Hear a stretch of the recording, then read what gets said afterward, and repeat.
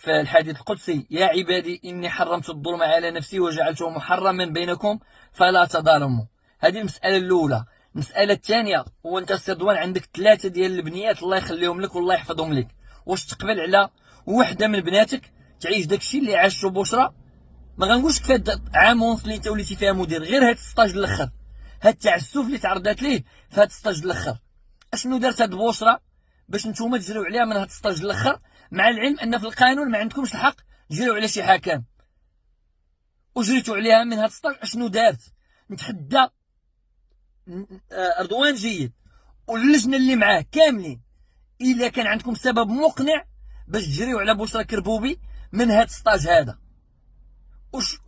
واش عبثا، واش صدفة، واش غير هكاك اللي عطاه 2 افيرتيسمون هو المعد البدني اللي كينتمي لاكادير، وهو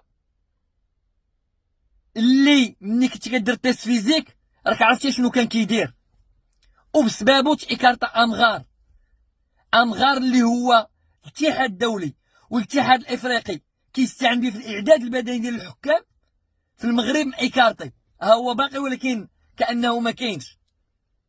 واش هادشي كيبان لك معقول؟